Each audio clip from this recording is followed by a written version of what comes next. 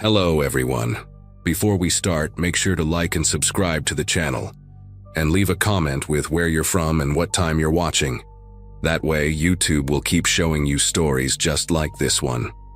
Now, let's begin. The windshield wipers barely kept up with the rain that Thursday night in March, and my GPS showed another 40 miles to Indianapolis. Every muscle in my body ached from 12 straight hours behind the wheel, pushing through construction zones and detours that turned a simple drive into an endurance test. At 32, I'd gotten used to life as a pharmaceutical sales rep, bouncing between medical clinics across 3 states. But that didn't make the endless highways any easier. The roadside inn appeared through the downpour like a refuge.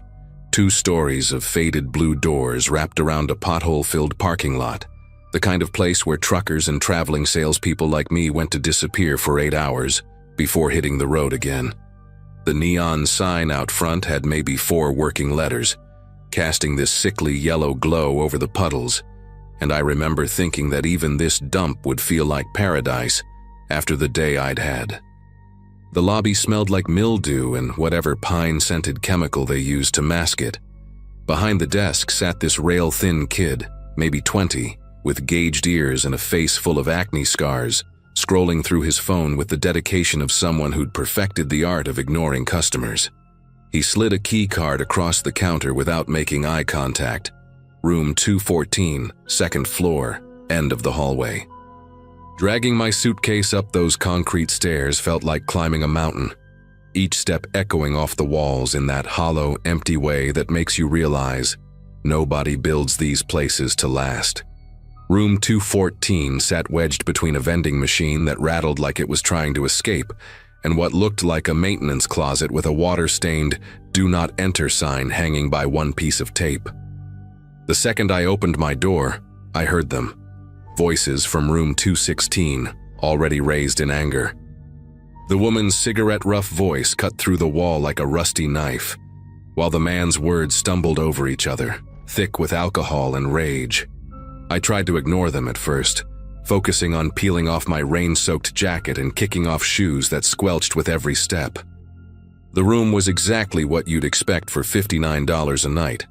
A queen bed with a comforter that had mysterious stains despite being supposedly clean, a tube TV from the 90s bolted to the dresser, and carpet that had probably been beige once but now existed in some indefinable color, between brown and gray.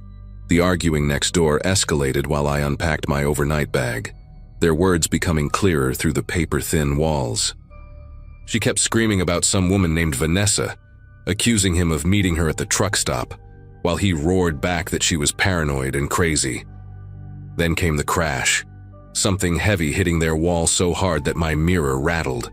A door slammed, and suddenly their fight spilled into the hallway, her shrieking echoing off every surface while his boots stomped back and forth on that industrial carpet. Through the peephole, I watched them in that fishbowl distortion. She was maybe 45, wearing a faded Harley-Davidson tank top that exposed arms covered in blurry tattoos, her bleached hair hanging in greasy strands around a face twisted with fury. He towered over her, this massive guy in a flannel shirt with the sleeves torn off, revealing thick arms that he kept clenching and unclenching while he swayed on his feet. She shoved him hard enough that he stumbled backward into the wall opposite their door, and that's when he noticed me watching.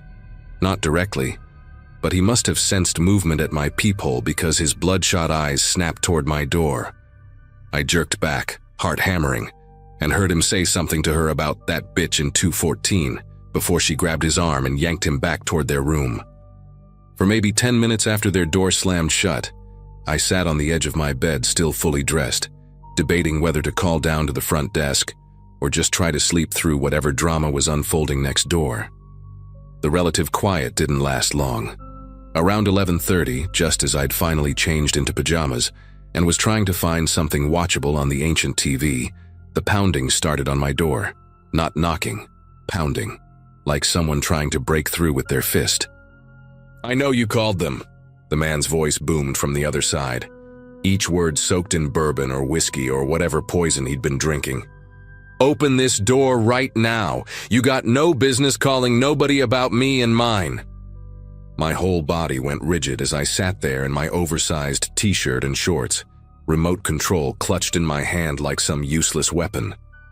He kept hammering on the door, and I could see it actually flexing inward with each blow, that cheap hollow wood bending under his assault.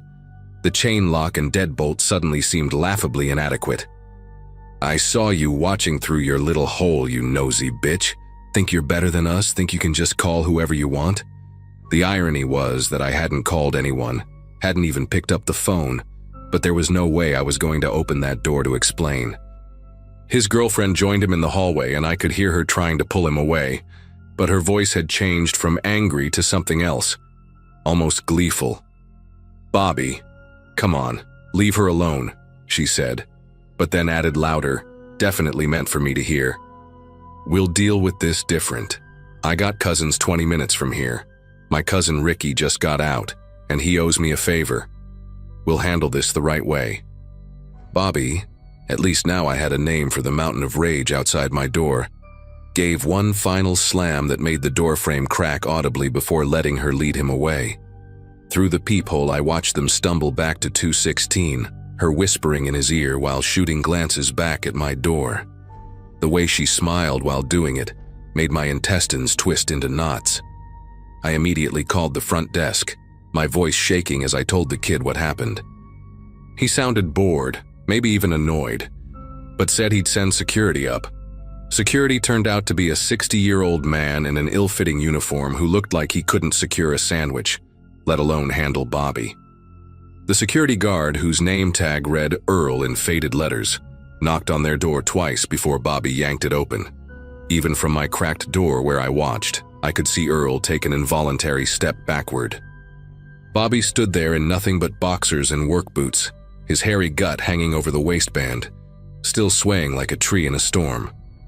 "Sir, we've had a complaint about noise and threatening behavior," Earl said, his voice cracking like a teenager's. Bobby laughed, this deep, ugly sound that seemed to come from somewhere dark inside him. "Complaint? That lying bitch next door called you? She's been listening to us all night, probably getting off on it." Earl tried to maintain some authority, his hand hovering near the radio on his belt, but we all knew that radio was his only real power. The girlfriend appeared behind Bobby, now wearing a ratty bathrobe that barely covered her, and she started her performance. Tears, apologies, promises they'd keep it down. She was good at it too, switching from threatening to pathetic in seconds, explaining how they'd just gotten bad news about Bobby's father and emotions were running high. Earl bought it completely, or maybe he just wanted an excuse to leave. He gave them what he probably thought was a stern warning, threw a glance at my door that seemed to say, "Stop causing trouble," and shuffled back toward the stairs. The second Earl disappeared, Bobby turned to my door and made a throat-cutting gesture with his thick finger, mouthing words I couldn't hear, but definitely understood. They went back into their room, but now I could hear them talking, not yelling, which was somehow worse. The girlfriend's raspy voice carried through the wall. "I'm texting Ricky right now.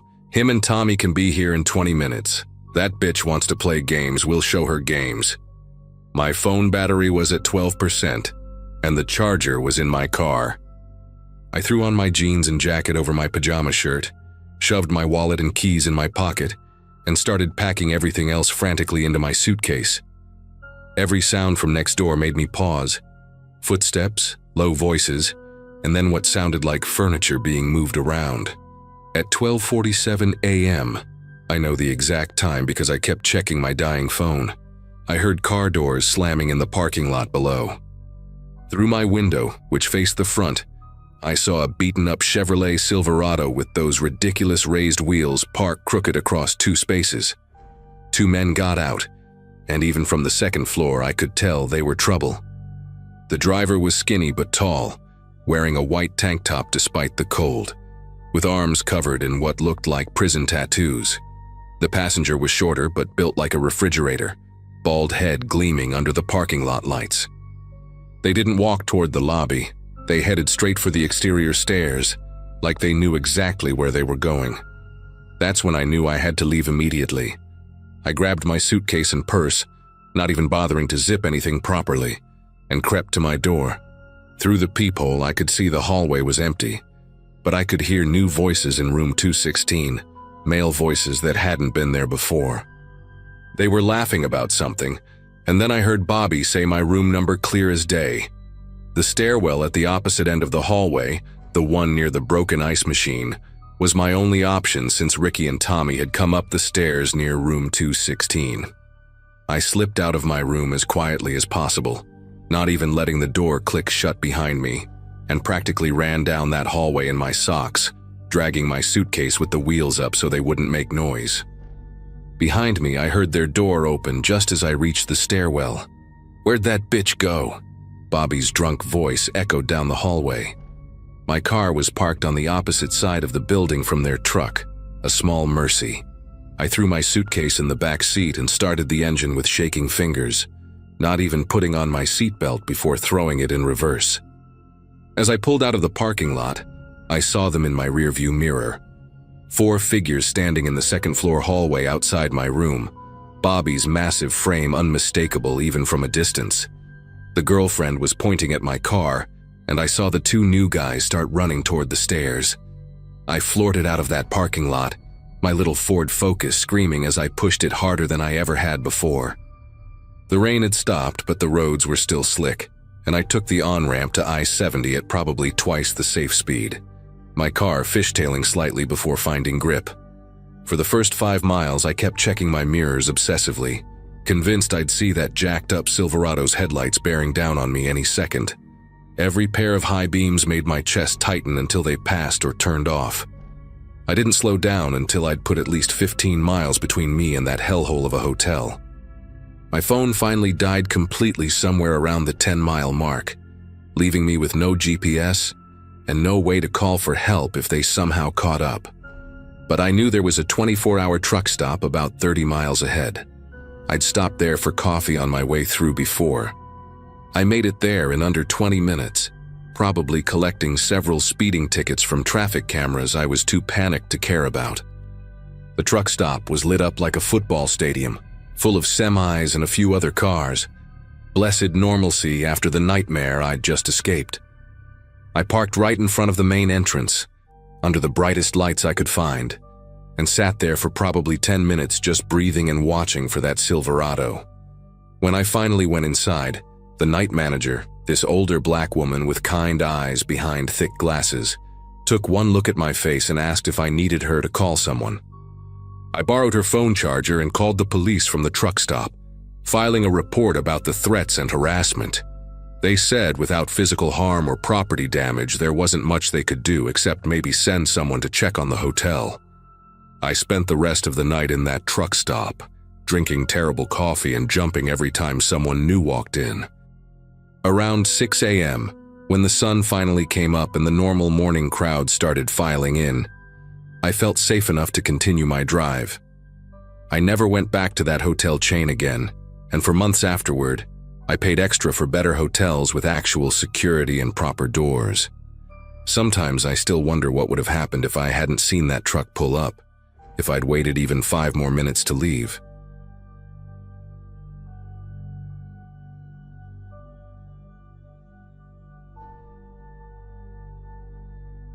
I'd been manning the front desk at the Starlight Motor Lodge for about 6 months when it happened. 22 years old, drowning in student loan debt from a community college degree that wasn't getting me anywhere. I needed whatever work I could find. The overnight shift paid an extra $3 an hour, and honestly, sitting alone in a quiet lobby from 11 p.m. to 7 a.m. seemed like a decent deal. My manager, Diane, this chain-smoking woman who always reeked of too much perfume, had made it sound simple enough when she hired me. Keep the coffee fresh, stay awake, maybe check in a trucker or two, she'd said, already lighting up a cigarette as she walked me through the basics.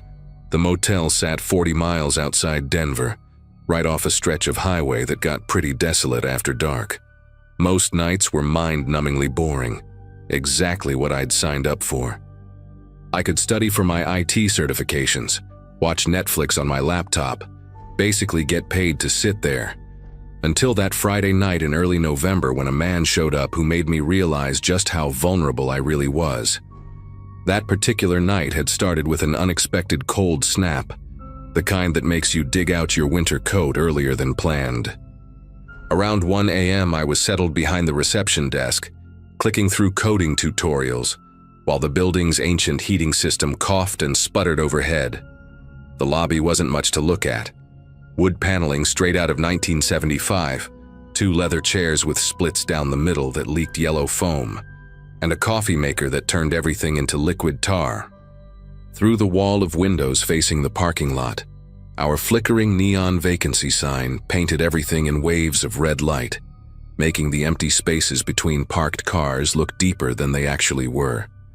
We had maybe 8 rooms filled, a family with 2 kids who checked in around dinner, plus our usual handful of construction workers who rented by the week. The fluorescent tubes above me buzzed their constant electric hum, and I had one earbud in, half paying attention to a podcast about network protocols while keeping my other ear free for the bell that would chime if anyone pushed through the front door. Around 1:47 a.m., I remember the exact time because I'd just glanced at the computer clock. I noticed movement in the parking lot. At first, I figured it was just someone from one of the rooms heading to their car for something they'd forgotten. But the way this person moved caught my attention.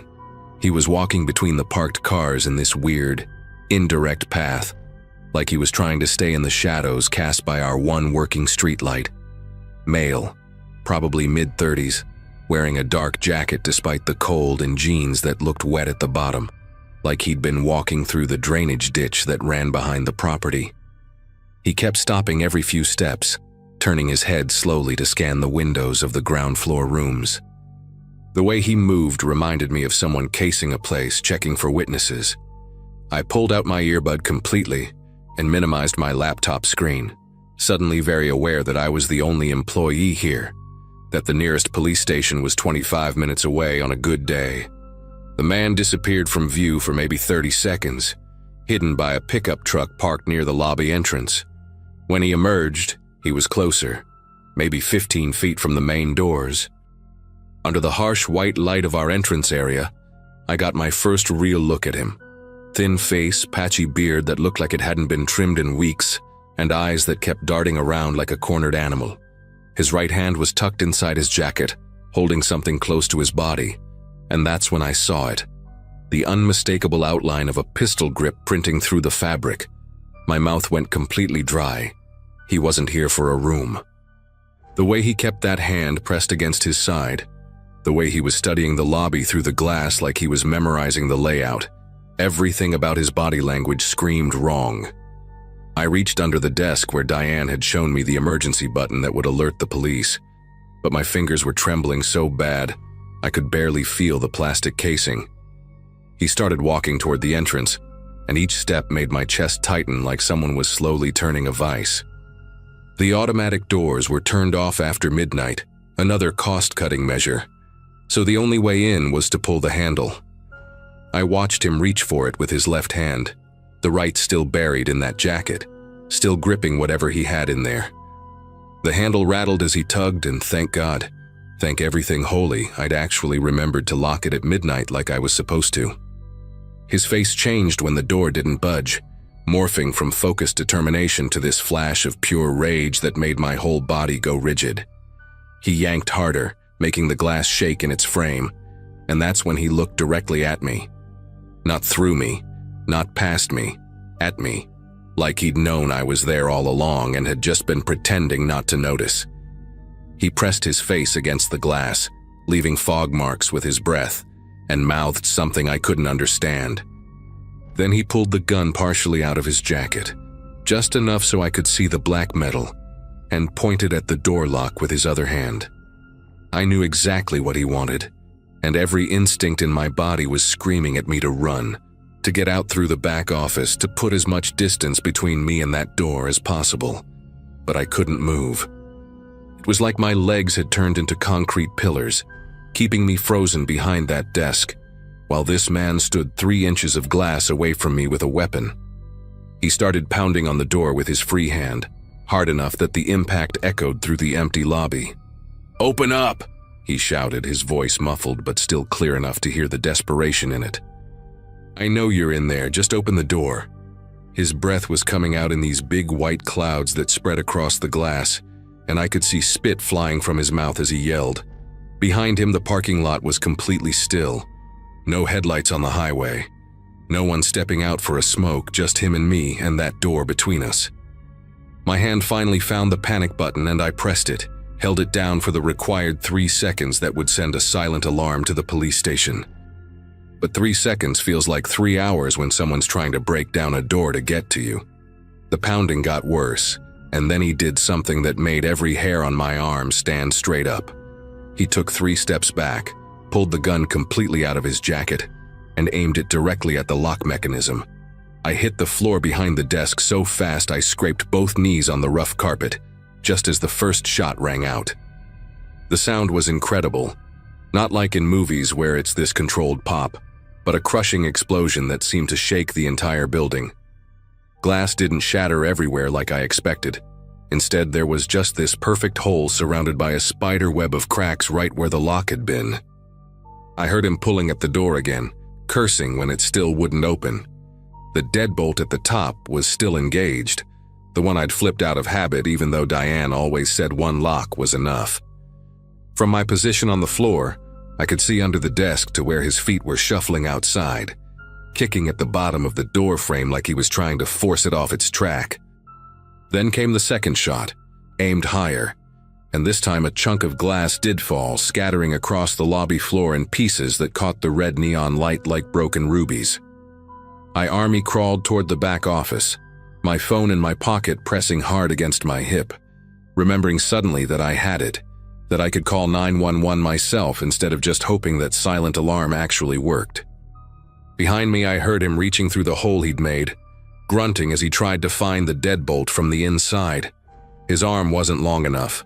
The bolt was set too far from the door frame, and his frustrated screaming was getting louder, more unhinged. "You think you're smart," he kept shouting. "You think this is gonna stop me?" I made it to the office doorway and pulled out my phone, my fingers slipping on the screen as I tried to unlock it. Through the doorway, I could see him pulling his arm back out, and then he started shooting again. 3 more shots in rapid succession, each one punching another hole through the glass, expanding his reach. The sound of my own breathing was so loud in my ears I could barely hear the dispatcher when the call connected. 911, what's your emergency?" The woman's voice was calm, professional, everything I wasn't in that moment. I tried to speak but only managed this weird croaking sound, so I swallowed hard and forced the words out.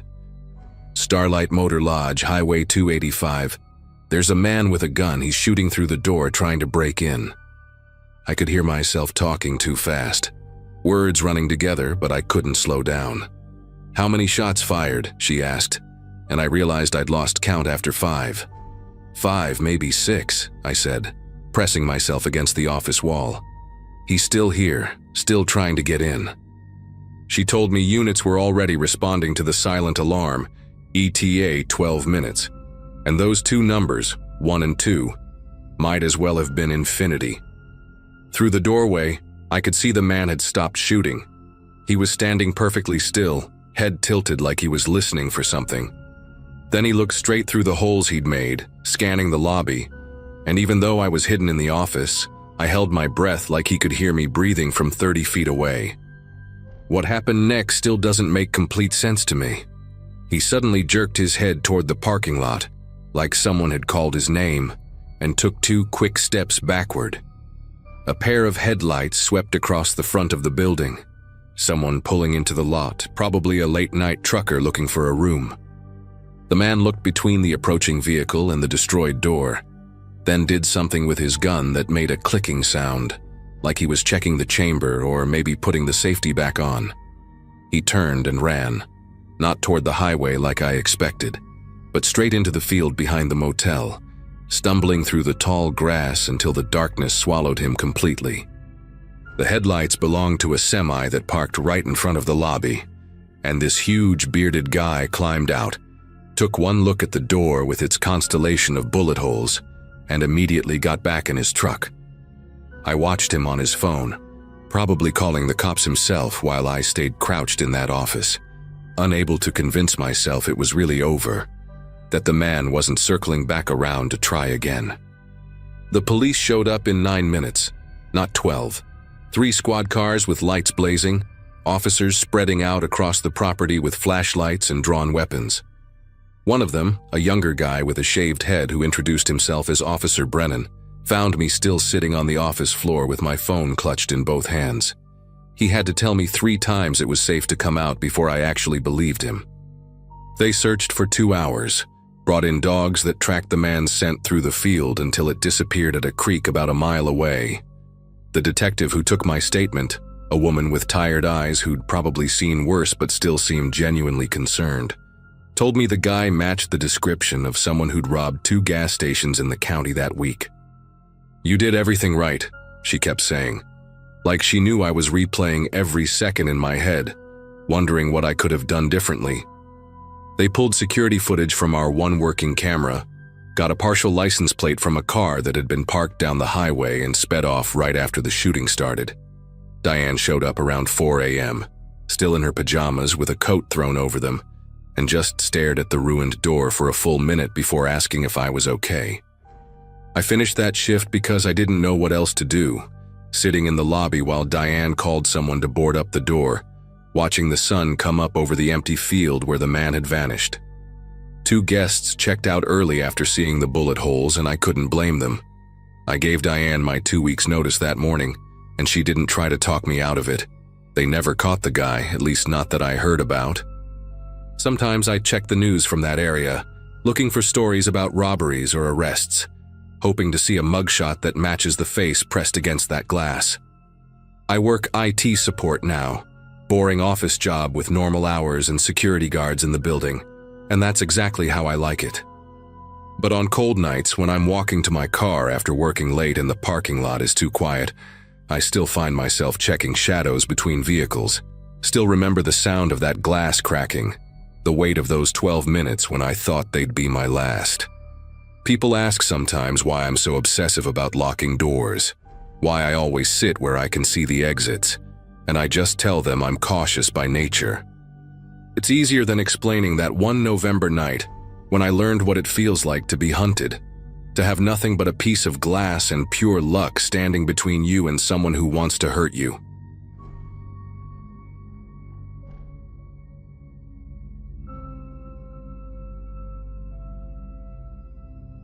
Four of us had booked a suite at the Grandview Hotel downtown for Ashley's bachelorette weekend in early October 2022.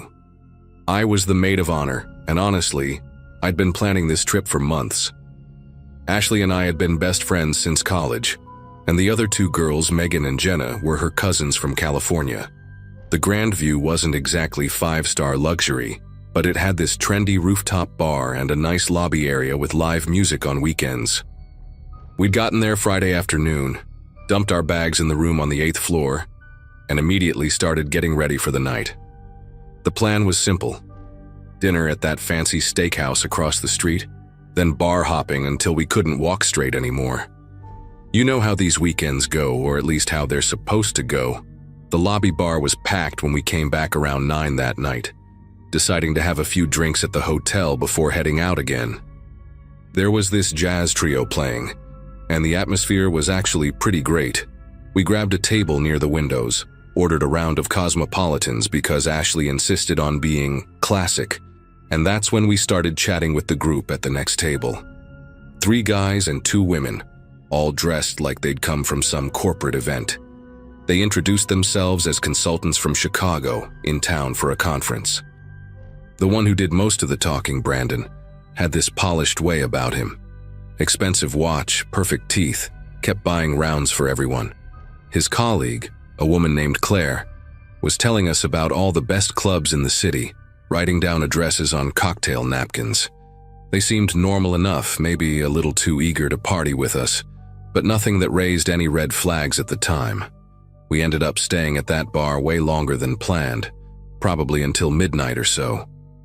Ashley was having a blast, doing these ridiculous poses for photos with everyone, including Brandon's group. At some point, Megan had to run up to the room because she'd forgotten her ID, and Brandon actually offered to walk her up since he said he needed to grab something from his room too. She laughed it off, said she was fine, but he kept insisting it wasn't safe for a woman alone in the elevators that late. Eventually, one of his friends, this quiet guy named Paul, told him to knock it off, that he was being weird. We all laughed about it. Brandon apologized and blamed the whiskey, bought another round. But I remember noticing how he watched Megan walk to the elevators, how he knew exactly how long she was gone. 12 minutes, he mentioned it when she came back. Claire kept the conversation going, showing us pictures from their conference, but Brandon's eyes kept drifting to our table, specifically to our hands whenever we'd set down our room keys. Around 1 in the morning, Jenna was starting to fade. She's always been a lightweight, so we decided to call it a night. The consultants were still going strong, trying to convince us to hit this 24-hour karaoke place about 10 blocks away. Ashley actually wanted to go, but I played the responsible maid of honor card and said we had spa appointments in the morning, which was true. Brandon made this big show of being disappointed, gave Ashley this long hug goodbye that made me uncomfortable, his hand lingering on her lower back. Claire exchanged numbers with Megan, promising to text her about some sample sale happening that weekend. As we waited for the elevator, I noticed Brandon's group wasn't far behind us, but then they turned toward the lobby exit instead. Paul waved goodbye, and something about his expression seemed almost apologetic, like he was embarrassed by his colleagues. The elevator ride up was filled with Ashley gushing about how cool they were, especially Brandon, while I kept thinking about how he'd counted those 12 minutes. We got to our suite and basically passed out immediately, Ashley and I in one bed, Megan and Jenna in the other. The room was on the corner of the 8th floor, with windows facing both the main street and the side alley. I remember setting my phone to charge on the nightstand and noticing it was 1:47 a.m. before everything went dark. Then at 3:22 a.m., I know the exact time because I looked at my phone immediately. I woke up to this sound at our door. It wasn't knocking, more like a soft scratching, like someone was trying to slide something into the card reader. You know that electronic beep when a key card gets rejected? That's what actually woke me. Beep. Pause. Beep. Pause. Then I heard whispering, at least 2 voices, maybe 3, right outside our door. My whole body went rigid. I reached over and grabbed Ashley's arm, squeezing until she made this confused grunt, and I whispered that someone was trying to get in. The beeping stopped for maybe 30 seconds, and I started thinking maybe they'd given up. Maybe it was just drunk guests at the wrong room. Then we heard the handle jiggling, really aggressive this time, like someone was putting their weight against the door while turning it. Ashley shot up in bed, suddenly completely awake. Jenna stirred in the other bed and mumbled something about keeping it down. That's when we heard a man's voice, crystal clear through the door. "Ashley, come on, open up. You left your purse at the bar." But here's the thing. Ashley's purse was right there on the dresser. I could see it in the light from the street coming through the curtains. And the voice, it was trying to sound like Brandon, but it was different, forced, like someone imitating him. Ashley grabbed my hand so hard her nails dug into my palm. The handle jiggled again, harder, and then we heard a different voice, younger, nervous. "Maybe try the other one again." The other one? What other one? That's when real panic set in. I grabbed my phone and immediately called the front desk while Ashley shook Megan and Jenna awake. The phone rang once, twice, 3 times. Why the hell was nobody answering at the front desk of a major hotel? Finally, on the 5th ring, a tired-sounding woman picked up. I was trying to whisper but also make sure she understood the urgency. "Someone's trying to break into room 8117. They have a key card. They keep trying it. Please send security now." She asked me to repeat the room number, and in those few seconds of me talking louder, the noises outside stopped completely. Dead silence. The woman said security would be right up, but I just knew, that whoever was outside had heard me on the phone. Megan was at the door now, looking through the peephole, and she suddenly jerked back like she'd been shocked. "There's someone standing right there," she whispered. "He's wearing something over his face like a ski mask. Jesus Christ, he's just standing there staring at the peephole." We all huddled together on the far bed, watching the door. My phone showed 3:26 a.m. The silence stretched out for what felt like hours, but was probably only a minute. Then we heard footsteps moving away, not toward the elevators, but toward the stairwell at the end of the hall. The stairwell door made this distinctive metallic clang when it closed, the same door we'd used earlier when the elevator was taking too long. About 30 seconds after that, we heard running footsteps in the hallway, multiple people, and then aggressive knocking. "Hotel security, room 8117. Relief flooded through me so hard I actually felt dizzy. But when I went to look through the peephole, Megan grabbed my arm. "What if it's them?" she said. "What if they're pretending?" And honestly, after what we'd just experienced, it didn't seem impossible. I called the front desk again. The same woman answered, and I asked her to confirm she'd sent security. She said yes, 2 officers, one named James and one named Kyle. I asked what they looked like and she seemed confused, but told me James was tall and bald. Kyle was shorter with a beard. When I looked through the peephole, that's exactly who was standing there, uniformed and everything. The moment we opened the door, James asked if we were all okay while Kyle was already on his radio calling for backup and asking someone to review security footage from the past hour. They had us describe everything: the voices, the keycard attempts, the man in the mask. James pulled out his phone and showed us a screenshot from the hallway camera taken just minutes before. The image made my throat close up. 3 men in dark clothes, all wearing different face coverings. One had a ski mask like Megan described, another had what looked like a bandana, and the third had some kind of Halloween mask, maybe a zombie or something. They were clustered around our door, and one was holding what James said looked like a master keycard programmer, the kind maintenance uses but smaller, definitely not something you can just buy. Kyle mentioned they'd gotten reports of similar attempts on floors 6 and 7 about 20 minutes before ours, which explained the "try the other one" comment. They weren't just randomly trying, they had a system, they had tools, and they had information about which rooms had groups of women. James asked us about the bar, if we'd talked to anyone, and my heart just sank as I described Brandon's group. I mentioned how he'd watched Megan, counted the minutes, the way he'd focused on our room keys. James and Kyle exchanged this look that told me everything. Kyle said they'd need to review lobby footage, but groups like this often worked exactly that way. The charming ones make contact, get information, maybe slip something in a drink if they get the chance, while others wait for the right moment. They'd been seeing this pattern more frequently: organized groups targeting bachelorette parties, girls' trips, any situation where women might be drinking and vulnerable. The stolen key cards were probably lifted from housekeeping carts or cloned from legitimate cards. Brandon had probably photographed our keys when we set them on the table, sent the info to someone who could make duplicates. James said we were lucky. That calling when we did probably saved us from something much worse. The men knew security was coming and had to abandon whatever they'd planned. The police arrived about 15 minutes later, 2 detectives who specialized in what they called organized predatory crimes.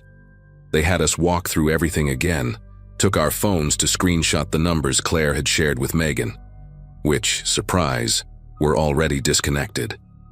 They found footage of Brandon's group leaving through the lobby, then 3 different men entering through a side door about an hour later. Here's what really got me. The detectives said one of them was wearing the exact same expensive watch Brandon had been wearing. They weren't even different people.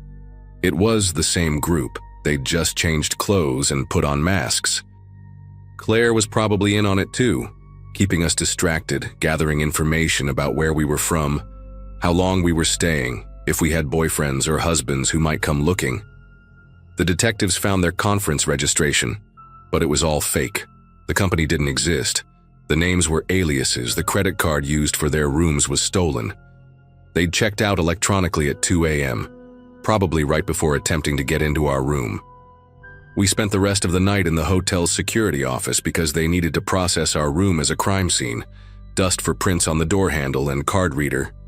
Around 6 a.m., they moved us to a different room on another floor, but none of us could sleep.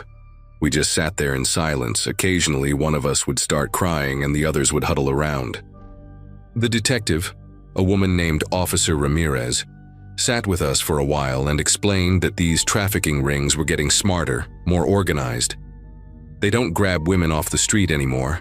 They identify targets in social settings, use technology and social engineering, work in coordinated teams. She said if that masked man had managed to drag one of us to the stairwell, there were probably others waiting in a van in that side alley our room overlooked. We would have disappeared, and the fake identities meant tracking them would have been nearly impossible. Ashley hasn't had a drink since that night. Can't even walk into a hotel bar without panicking. Megan moved back in with her parents.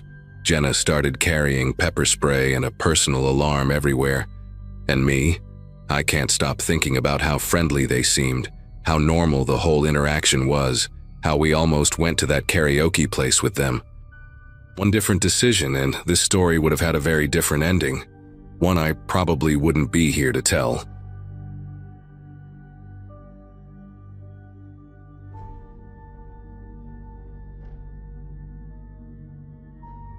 I was 16 when my family decided to take a vacation to Florida during spring break of 2017. My dad had just gotten a promotion at his accounting firm, and he wanted to celebrate by taking us somewhere nice for once. We weren't exactly poor, but family trips usually meant camping at state parks or visiting my Aunt Deborah in Kansas. This time, he'd booked us into the Coral Bay Resort, this massive beachfront hotel in Fort Myers with 3 pools and a tiki bar that my mom couldn't stop talking about. I remember being excited about the whole thing, the 12-hour drive from Ohio, the promise of actual room service, and especially the fact that I'd have my own adjoining room connected to my parents' suite. It felt grown up, like they finally trusted me enough to give me some space. My little sister Katie would be sleeping on the pull-out couch in their room, which meant I'd have privacy to stay up late texting my girlfriend without anyone bothering me. The first 2 days were exactly what you'd expect from a Florida vacation. Too much sun, overpriced seafood, and my dad constantly reapplying sunscreen on his already lobster-red shoulders. On that third night, Wednesday, we'd spent the entire day at this water park about 40 minutes from the hotel. I was exhausted in that specific way where your whole body feels heavy from chlorine and sun exposure. We got back around 9, ordered pizza to the room, and I was passed out by 10:30. My room was on the 7th floor facing the ocean, with this wide sliding glass door that led out to a narrow balcony. Before bed, I'd made sure to lock it and pull the curtains most of the way closed, leaving just a small gap because I liked seeing the moon reflect off the water. The AC was humming that steady white noise that expensive hotels have, and I remember thinking how comfortable the bed was compared to my lumpy mattress at home. Around 3 in the morning, I woke up. Not the gradual kind of waking where you drift in and out of sleep, but that sudden, jarring awareness like someone had flipped a switch in my brain. The room was mostly dark except for that thin strip of moonlight coming through the gap in the curtains. At first, I figured I just needed to use the bathroom. Too much soda at dinner always did that to me. But when I tried to sit up, nothing happened. My brain was sending the signals. I could feel the intention to move, but my body stayed completely still. I'd heard about sleep paralysis before, seen videos about it online, but experiencing it was something else entirely. It felt like someone had replaced my blood with concrete. I could move my eyes, could breathe, but everything else was locked in place. The panic started creeping in, that primal feeling when your body won't obey your commands. I tried to call out, to yell for my parents in the next room, but my voice wouldn't work either. Just this weak wheeze that barely made it past my lips. That's when I noticed the balcony door. Through the gap in the curtains, I could see it clearly in the moonlight, and my heart started hammering so hard, I thought it might burst through my chest. The door was sliding open.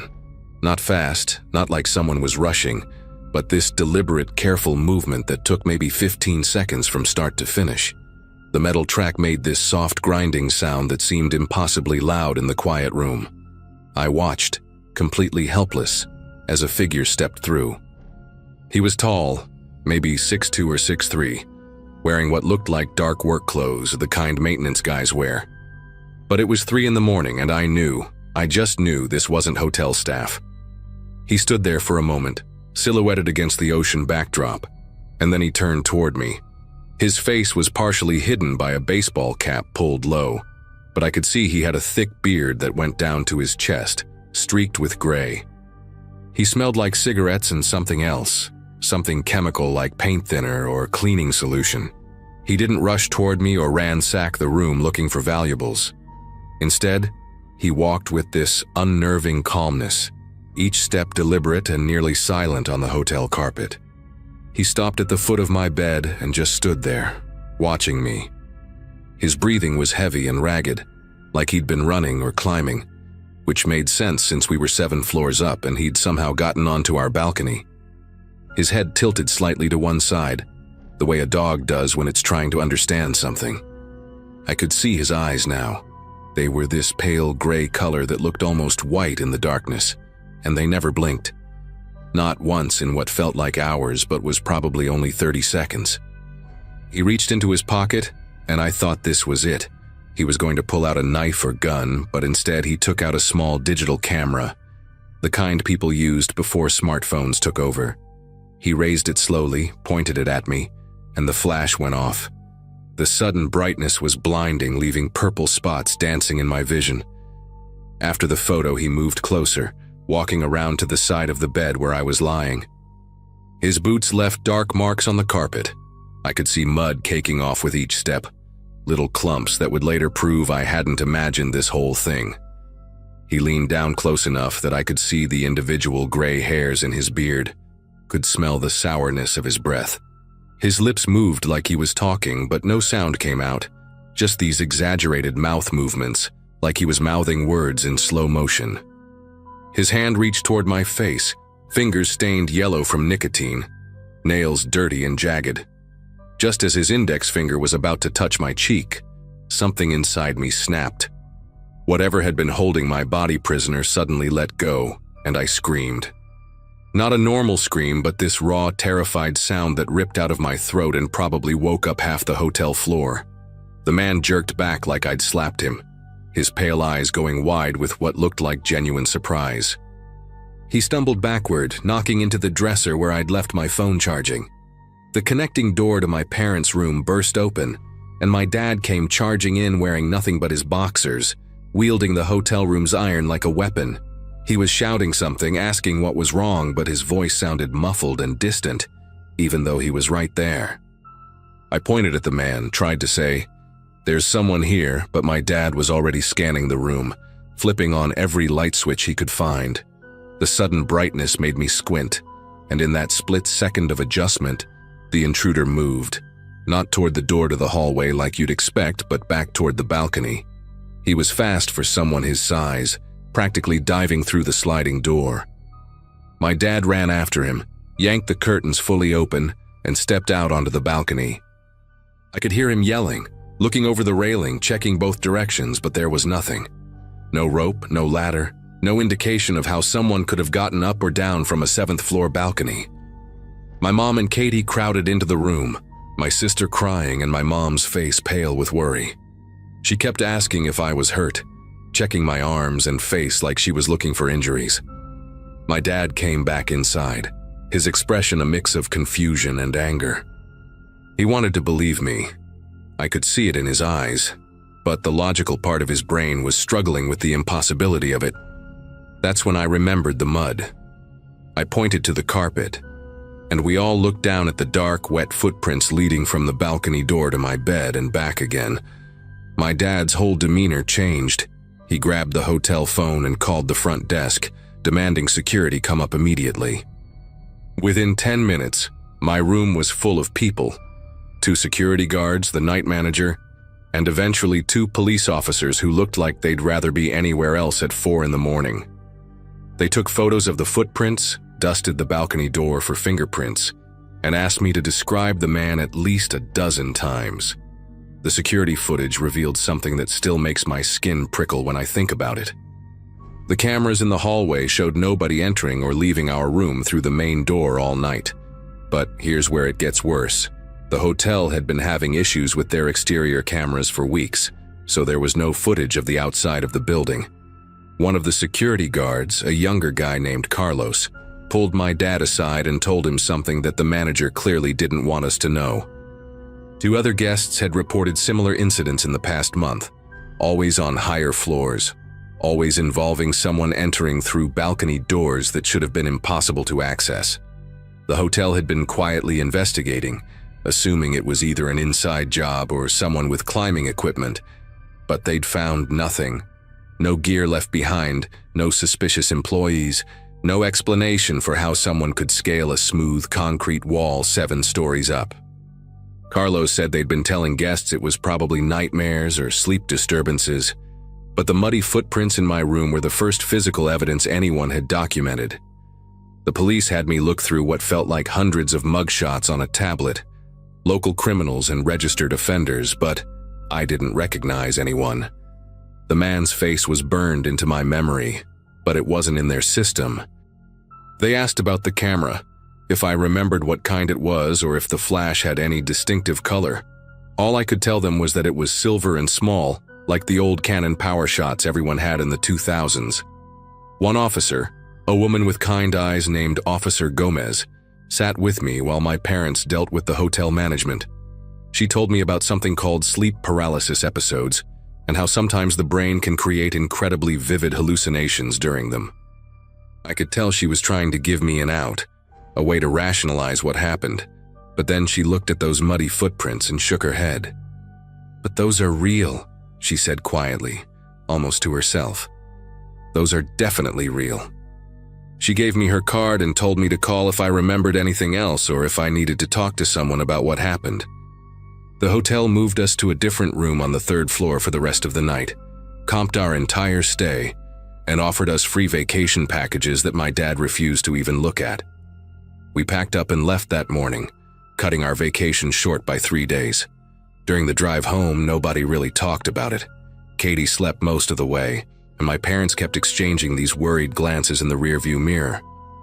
I spent the entire 12 hours searching online for anything about the Coral Bay Resort, finding scattered posts on travel forums about strange experiences and unexplained visitors that the hotel had apparently been pretty good at keeping quiet.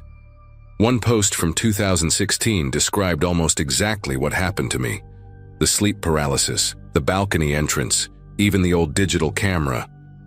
The person said they'd hired a private investigator afterward, who discovered that a maintenance worker had been fired from the hotel in 2015 for inappropriate behavior, but still had copies of master key cards and potentially building blueprints. But there was no arrest record, no resolution, just theories and fear. 6 months later, I got a call from Officer Gomez. They'd arrested someone, a former hotel employee named Eugene Watts, who'd been living in a van in the hotel's overflow parking lot, the one they used for staff vehicles behind the main building. He had climbing gear, multiple cameras with hundreds of photos of sleeping guests, and a notebook with room numbers and dates. He'd been a maintenance supervisor for 8 years before being fired for entering guest rooms without authorization. He knew every blind spot, every camera angle, and had kept his keycard programmer when they'd let him go. The climbing equipment explained the balcony entrances. He'd been rappelling down from the roof, entering through balconies, taking photos, and then climbing back up. He'd been doing it for over 2 years. They found pictures of me on one of his cameras, that bright flash photo of me paralyzed in bed. Officer Gomez said he'd confessed to everything, claimed he just liked watching people sleep, liked the feeling of being invisible in their most vulnerable moments. He got 15 years. I still can't sleep in hotels without checking the balcony door 3 times and pushing a chair against it. And sometimes I wake up at 3 in the morning, my body tense, waiting for the sound of sliding glass.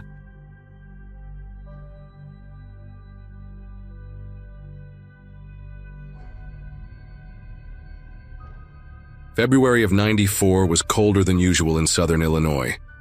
The kind of cold that seeps through your jacket no matter how many layers you wear. I was 43 then, working homicide for a small department, right where Interstate 64 cuts through miles of nothing but truck stops and budget motels. That Tuesday morning started with black coffee and a stack of paperwork until the phone rang around 12:30. Dead woman at the Blue Moon Inn, one of those places where you pay cash and the clerk barely looks up from his newspaper. The maid who found her, Gloria, was sitting in the lobby when I arrived, her hands wrapped around a cup of tea she wasn't drinking. She had chipped purple nail polish and kept staring at the floor while she told me how the guest hadn't answered for checkout, how she'd used her master key, how she'd screamed so loud the maintenance guy came running from 3 buildings over.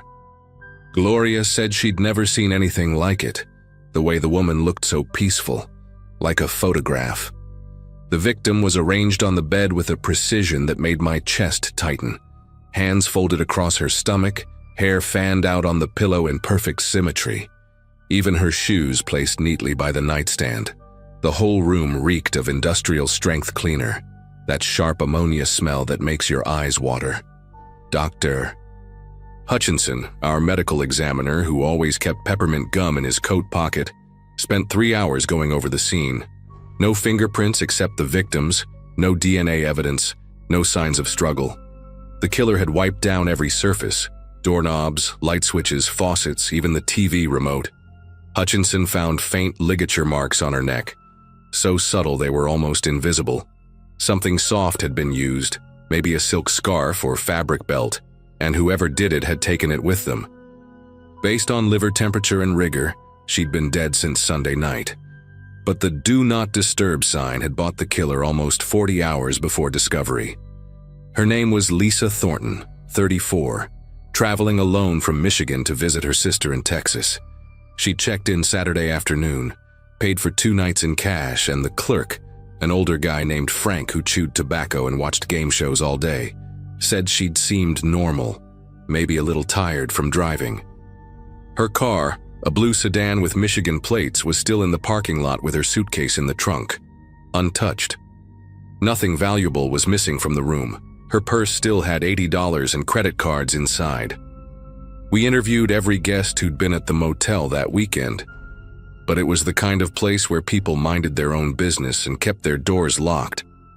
Nobody heard anything unusual Sunday night. The couple in the room next door had been arguing about money, loud enough that 2 other guests complained, but they swore they never heard anything from Lisa's room. The killer had been quiet, controlled, invisible. 6 weeks later, I got a call from a detective in Kentucky, right across the river.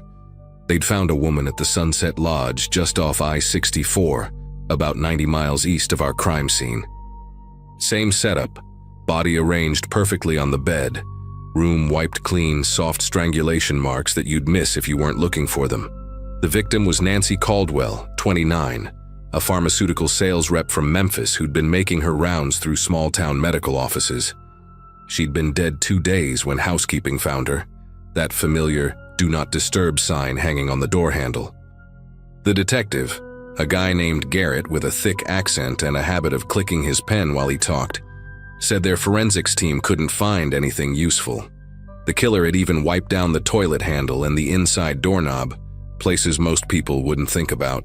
We started comparing notes, and the similarities made my skin prickle. Both women traveling alone, both staying at cheap motels right off the interstate, both killed on Sunday nights. The third body turned up in early May, this time in Missouri.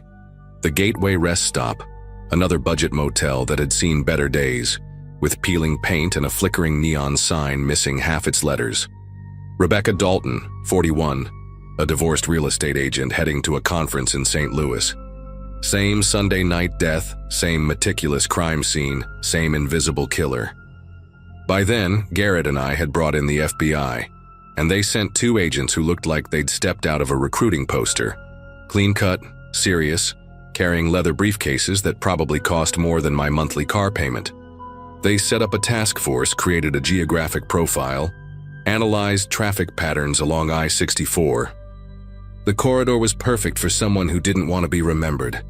Hundreds of miles of identical motels, exhausted travelers who just wanted a bed for the night, desk clerks who'd seen too much to care about another face passing through. We pulled registration records from dozens of motels, looking for someone who'd been at all 3 locations around the time of the murders. The pattern held through summer and into fall. Julie Hoffman in Indiana, strangled on a Sunday night at the Traveler's Rest. Carolyn Pierce at the Highway Haven near Evansville. Each time, the killer got better at being invisible. They started varying the days between discovery, sometimes leaving the sign up for 3 days, sometimes just 1. But always that same careful positioning of the body, always that obsessive cleaning of the scene. I'd lie awake thinking about him, and I was sure it was a him. Something about the strength needed for the strangulation, the height required to position the bodies just so. He had to be someone who looked completely ordinary, someone who could walk through a motel lobby without anyone giving him a second glance. Maybe a salesman with a regular route, maybe a trucker, maybe just someone who liked driving that stretch of highway, hunting. We interviewed hundreds of people that year. Motel employees, regular guests, truckers who ran that route weekly, sales reps who covered the territory. I remember this one guy, Walter Briggs, who sold medical supplies and had been within 50 miles of 3 of the murders. He was nervous during questioning, sweating through his white shirt, hands trembling as he showed us his receipts. Turned out he was having an affair and thought his wife had hired us. Another suspect was a night shift worker named Howard, who delivered newspapers to several of the motels. He had these pale gray eyes that never seemed to blink, and he knew every back road and shortcut along the interstate. We watched him for 2 months, but his alibi for the Kentucky murder was solid. He'd been in the hospital getting his appendix removed. The FBI profiler, a woman named Agent Morse who wore her hair in a tight bun and took notes in shorthand, said we were looking for someone with above-average intelligence, possibly military or law enforcement background, someone who understood evidence and crime scenes. The worst part was talking to the families. Lisa Thornton's sister drove up from Texas, a small woman with the same red hair, who kept asking if Lisa had suffered. I told her it had been quick, which was probably true, but I couldn't tell her that her sister had been positioned like a doll, that someone had taken their time arranging her body after she was gone. Rebecca Dalton's teenage son, tall and awkward with braces, stood in my office without saying a word, while his grandmother explained they just wanted to know why. Julie Hoffman's husband broke down completely, said they'd been trying to have kids, that she'd been driving to see a fertility specialist. These weren't random victims to their families. They were real people with plans and hopes and favorite songs on the radio. But to the killer, they were just opportunities, women alone in the wrong place at the wrong time, perfect for whatever sick ritual he was performing. By December of '94, we had 6 bodies and no solid leads. The task force was meeting every week in a conference room that smelled like burnt coffee and frustration. We had a map on the wall with red pins for each murder, trying to find a pattern beyond the obvious. The murders were spaced out geographically, but all within a 300-mile stretch of I-64.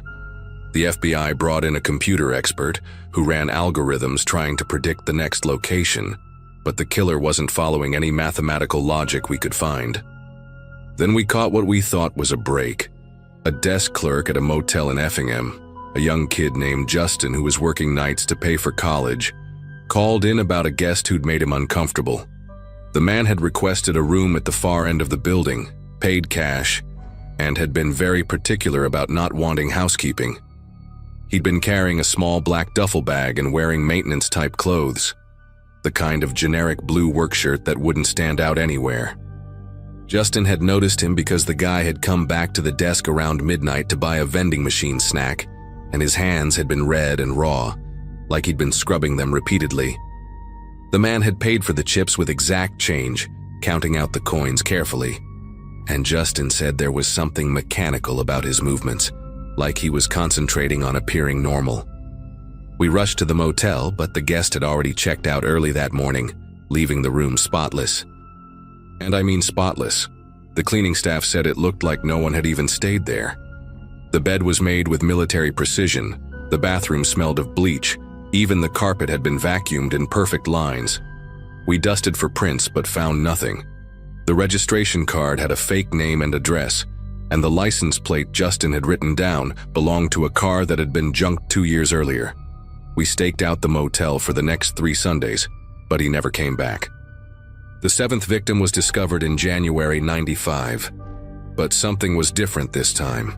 Angela Foster, 37, was found at the Riverside Inn near Vincennes, but she'd fought back. There were defensive wounds on her hands, skin under her fingernails, and the room showed signs of a struggle. A lamp knocked over, the curtains torn partially off the rod. The killer had still managed to clean most of the scene, but in his hurry, he'd left something behind. A partial footprint in blood near the bathroom door, size 10 work boot, common brand sold everywhere.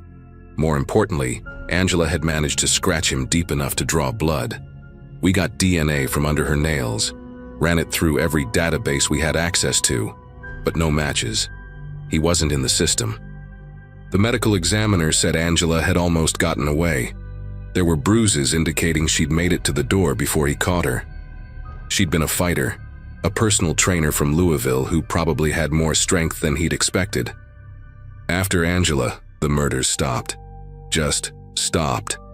We waited, watched, kept the task force running for another year. But nothing. We never caught him. That's the part that eats at me, even now, almost 30 years later. 7 women dead, and he just vanished. The FBI profiler thought Angela Foster had scared him, made him realize he was getting sloppy, taking too many risks. Maybe he moved his hunting ground somewhere else. Maybe he died. Maybe he just decided 7 was enough. I retired in 2001, but I kept copies of all the files, and every few years I go through them again, looking for something we missed. I think about him sometimes when I'm driving and pass one of those old motels. Most of them closed now or converted into something else. I wonder if he's out there, some regular-looking guy in his 60s or 70s now, living a normal life, keeping his secret. The DNA sample is still in evidence, waiting. Technology gets better every year, and maybe someday we'll get a match. Until then, I keep the victims' photos in my desk drawer.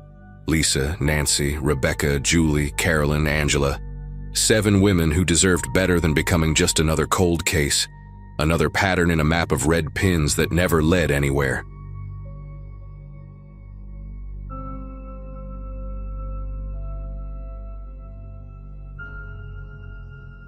The GPS kept recalculating as I searched for the Crossroads Inn somewhere outside Columbus, my eyes barely staying open after 12 hours behind the wheel. I'd left Philadelphia around noon after a client meeting that ran way too long, and now at nearly midnight, every mile felt like torture. I'm a regional sales manager for a medical equipment company. Basically means I live in hotels and conference rooms, shaking hands and explaining why our MRI machines are worth the investment. At 34, I'd gotten pretty good at the nomad lifestyle. Knew which rest stops had decent coffee, which hotel chains had the firmest mattresses. But that particular Wednesday in late September was testing every ounce of patience I had left. My phone showed 11:47 p.m. when I finally spotted the faded sign through the drizzle that had started somewhere around Wheeling. Just needed a bed, a shower, maybe some vending machine dinner if I could stay awake long enough to eat it.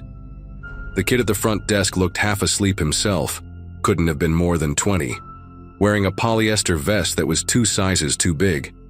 He kept yawning while pecking at the keyboard with 2 fingers, squinting at the monitor like the text was written in hieroglyphics. The lobby had that familiar smell, part bleach, part mildew, part something indefinable that every budget hotel seems to cultivate. After what felt like an eternity of watching him hunt and peck, he finally slid a keycard across the counter without even looking up. Room 237, 2nd floor, down the hall to the right. I grabbed my overnight bag, the one with the broken zipper I kept meaning to replace, and headed for the elevator. The hallways were completely silent except for the hum of ice machines and the distant sound of a TV bleeding through someone's door. When I got to 237, there was already a "Do Not Disturb" sign hanging from the handle, which struck me as weird, but I figured housekeeping just forgot to take it down. I swiped the card and heard that familiar electronic beep, the little light flashing green. The door clicked open and I pushed inside, fumbling for the light switch along the wall. The room was pitch black, but right away something felt wrong. The air was too warm, too lived in, like someone had been there for days. My fingers found the switch, and when the lights came on, my brain took a second to process what I was seeing. The bed was a complete mess, sheets twisted and thrown back, pillows scattered. There were clothes draped over the chair by the window, jeans, a leather jacket, work boots on the floor.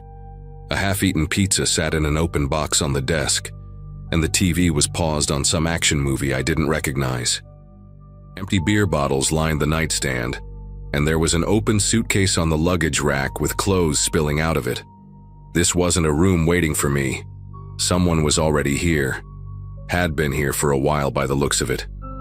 Before I could even think about backing out, I heard the bathroom door creak. The sound made every muscle in my body tense up, that primitive part of your brain screaming that you're somewhere you shouldn't be. A man stepped out, massive guy, probably 6'4", wearing nothing but boxers and a white undershirt that barely contained his barrel chest. His face was already red, veins standing out on his neck, eyes narrowed to slits. He had that look of someone who'd been drinking but wasn't quite drunk, that dangerous middle ground where anger comes easy. "What the hell are you doing in my room?" His voice was low, gravelly, the kind that probably sounded threatening even when he was ordering coffee. He took a step forward and I instinctively stepped back, my bag hitting the door frame behind me. The key card was still in my hand, and I held it up like some kind of pathetic shield, trying to explain about the front desk, the mix-up, how I was just given this room number. "Get out. Get out right now, or I'm calling the cops." He reached for something on the dresser, his phone, and I saw his hands were covered in old tattoos, the kind that blur at the edges, probably done decades ago. But then he stopped, stared at me harder, and his expression changed from angry to something else, something worse. "Wait a minute. You're not just lost, are you? You've been watching me. I've seen you before, downstairs in the parking lot." I had no idea what he was talking about, tried to tell him I'd just arrived, just checked in 5 minutes ago, but he wasn't listening anymore. He moved closer, close enough that I could smell the beer on his breath mixed with something sharp, like menthol cigarettes. "You think I'm stupid? Think I don't notice when someone's casing my room?" His hand went to the dresser again, but this time he grabbed something else, a folding knife that he flipped open with practiced ease. The hallway behind me suddenly felt like the safest place in the world, and I stumbled backward through the doorway, my bag catching on the frame and spilling open.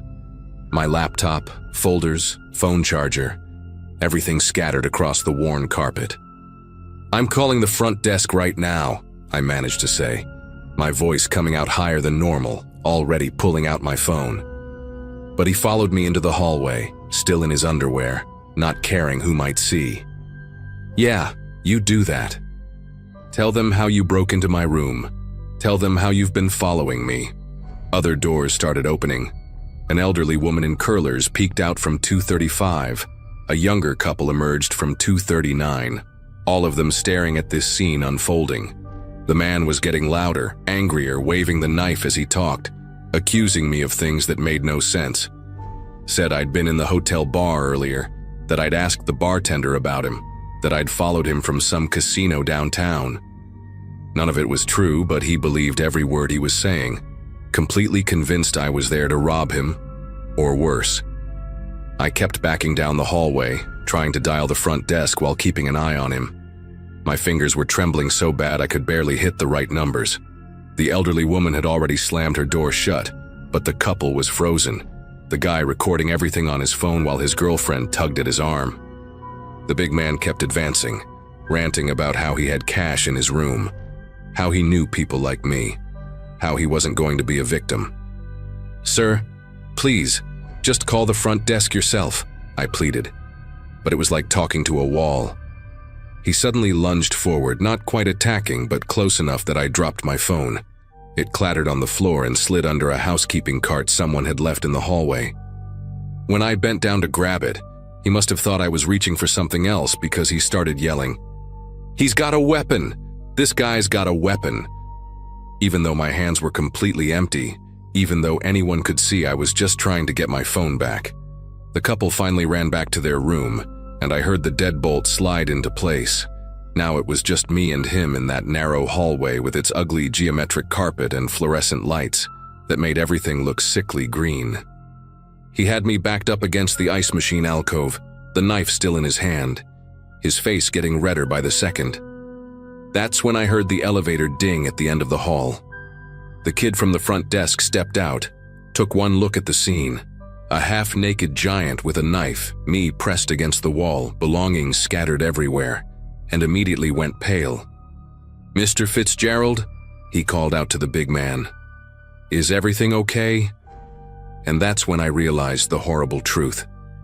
The kid knew this guest, knew his name, which meant Fitzgerald had probably been staying here for several days. I was the stranger, the intruder, the one who didn't belong. "This man broke into my room," Fitzgerald shouted, pointing the knife at me. The desk clerk looked at me, confused, and I saw him pull out his phone, probably to call either security or the police, and I knew how this was going to look. Wait, I practically shouted at the kid. "You gave me the key card. Room 237, check your computer, check your system." The kid hesitated, looking between me and Fitzgerald, clearly not sure what to do. Fitzgerald took this moment to grab my scattered papers from the floor, holding them up like evidence. "Look at this, he's got all kinds of documents, probably fake IDs, credit cards. Check his bag." The way he was spinning the story, even I was starting to feel guilty, like maybe I had done something wrong. The kid was backing toward the elevator, keeping his distance from both of us. "Sir, I need you both to calm down. I'm calling my manager." But Fitzgerald wasn't having it. He threw my papers in the air, letting them flutter down like confetti, then kicked my laptop bag down the hall. "This piece of trash has been stalking me for 2 days. I want him arrested." 2 days. I'd been in Philadelphia 2 days ago, had the receipts to prove it. But who was going to listen to me now? That's when everything shifted into pure chaos. Fitzgerald suddenly rushed at me, maybe thinking I was going to run, maybe just fed up with waiting. The knife was still in his right hand, but he reached for me with his left, grabbing a handful of my shirt. I could smell his sweat, see every broken blood vessel in his eyes, feel his breath hot on my face. Pure instinct kicked in, and I shoved him as hard as I could. He stumbled backward, his bare feet slipping on the smooth carpet, and crashed into a room service tray someone had left outside their door. Plates and glasses shattered, food went everywhere, and Fitzgerald went down hard, the knife skittering away under a door. The sound was tremendous in that enclosed space, like someone had dropped a whole kitchen's worth of dishes. More doors opened, more faces appeared, and someone started screaming. Fitzgerald was trying to get up, slipping on mashed potatoes or whatever it was, cursing and threatening to kill me. The desk clerk was frantically talking on his phone now, and I heard him say police and assault and give the hotel address. I did the only thing that made sense in that moment. I ran. Not toward the elevator where the clerk was standing, but to the stairwell at the opposite end of the hall. Behind me, I could hear Fitzgerald roaring, hear the desk clerk yelling for me to stop, hear doors slamming as guests locked themselves in. I took the stairs 3 at a time, my dress shoes sliding on the metal edges, one hand on the railing to keep from falling. My car keys were still in my pocket, thank God, but everything else, my laptop, my work files, my phone, was scattered all over that second-floor hallway. I burst through the exit door into the parking lot, the cool September air hitting my face like a slap. My rental car, a silver Nissan Altima, was parked near the back, and I sprinted for it, fumbling with the key fob. The locks clicked open just as I heard the stairwell door bang open behind me. Fitzgerald had followed, still in his underwear, barefoot on the asphalt, screaming threats and obscenities that echoed across the parking lot. I gunned the engine and peeled out of there, watching in the rearview mirror as Fitzgerald stood in the middle of the lot, illuminated by the harsh security lights, looking like some deranged character from a nightmare. My heart was hammering so hard I thought it might break through my ribs. I drove for maybe 20 minutes before pulling into a well-lit gas station, sitting there with the engine running, trying to figure out what to do. No phone, no laptop, no way to call anyone, or even check into another hotel. I ended up driving straight through to Cincinnati, found an all-night diner, and used their phone to call my credit card company to report my cards potentially compromised. The next morning, I called my boss from a payphone. They still had one at a truck stop, and tried to explain why I'd missed my morning meeting. 2 weeks later, a detective from Columbus called my office. They'd found my things and wanted to return them, but also wanted my side of the story. Turns out Fitzgerald had a history of paranoid episodes, had been off his medication, and had been asked to leave 2 other hotels that month. The Crossroads Inn had meant to move him to a different room that night, but never updated their system. Room 237 was supposed to be empty, ready for me, but their mistake nearly got me arrested or worse. I got my stuff back eventually, but I never stayed at that chain again, and now I always double-check at the front desk if they're absolutely sure the room is empty.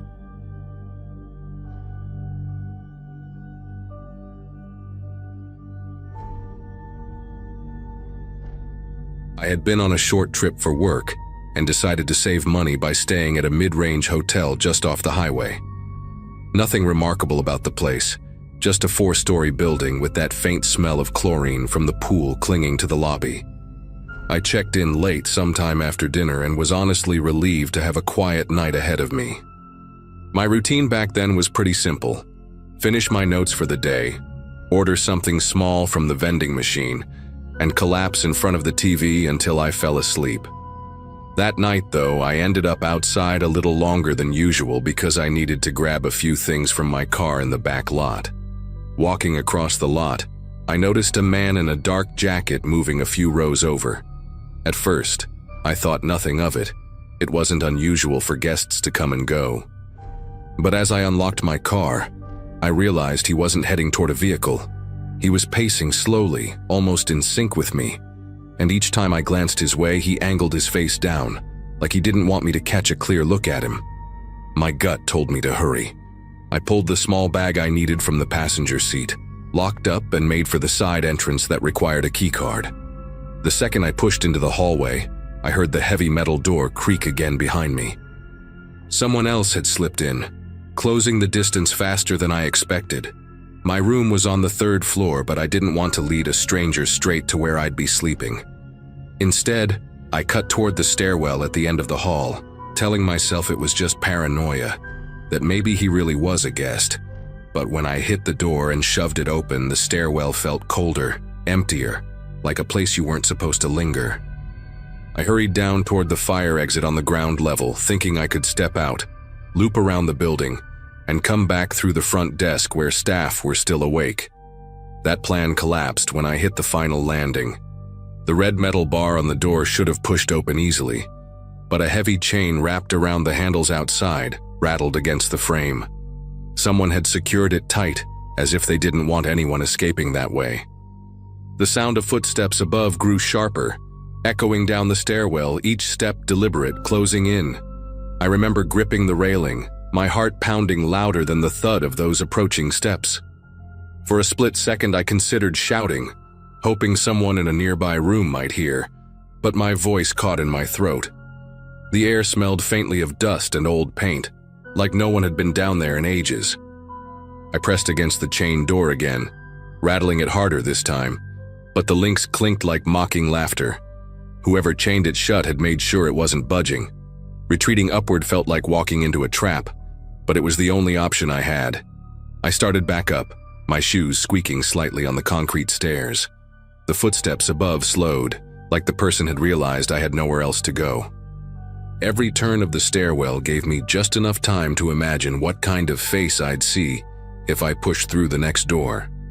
Was it a hotel employee? Another guest messing with me?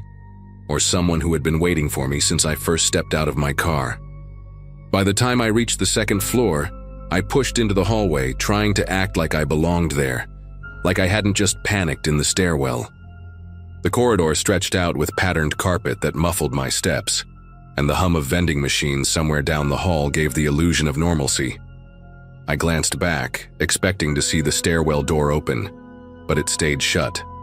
Still, I couldn't shake the rhythm of those shoes following mine. It was burned into my ears, even if the sound had stopped. I moved quickly toward an intersecting hallway, hoping I could loop around and circle back to the lobby. Every door I passed looked the same, but my eyes kept catching on details I hadn't noticed before. A handle with deep scratches near the lock, a "Do Not Disturb" sign hanging upside down, one room with the faint sound of a television but no light seeping from the crack under the door. It was like the building itself was watching, each small imperfection standing out as I tried to convince myself I wasn't being hunted. Halfway down that hallway, I finally caught the faint reflection of movement in the glass frame of a picture on the wall. Someone was stepping out of the stairwell, careful and slow. The reflection only showed a sliver, a dark sleeve, a hand adjusting something at their side. I didn't wait to see more. I turned the corner and forced myself not to run, but my legs were shaking so badly it barely made a difference. My keycard felt slick in my pocket as I slid my fingers over it again and again, trying to keep calm until I reached the lobby. When I rounded into the main hallway, the change in lighting nearly blinded me. The lobby's glow was sharp compared to the dim corridors, and for the first time since leaving my car, I saw another person, the night clerk sitting behind the counter.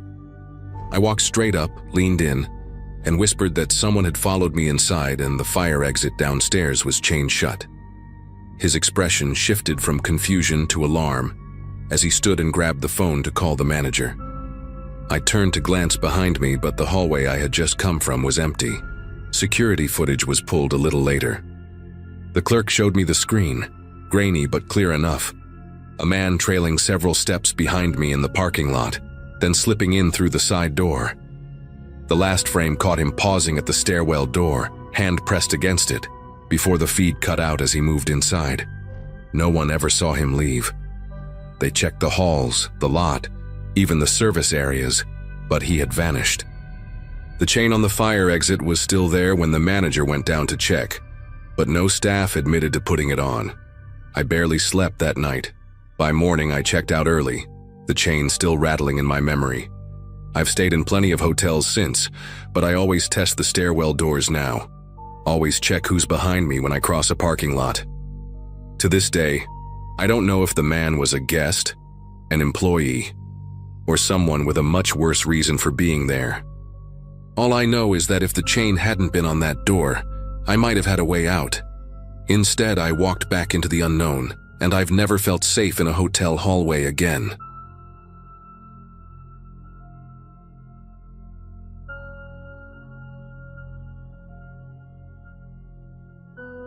There's a night from a trip a few years back that still creeps into my thoughts when I stay in hotels.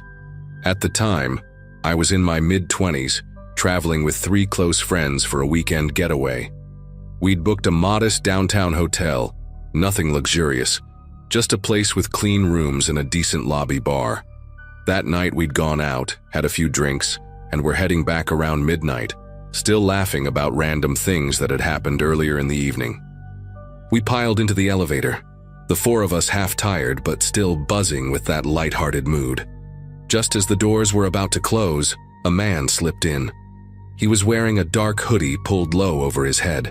The strings tightened in a way that made his face hard to see. What struck me first was how he didn't say a word, not even a nod of acknowledgement, just pressed his thumb firmly on the close button like he wanted to make absolutely sure no one else got in. The ride-up felt heavier than it should have. None of us spoke after he entered. I couldn't even hear him breathing, just the hum of the elevator cables and the faint rattle of the machinery. The floor numbers lit up one by one, agonizingly slow.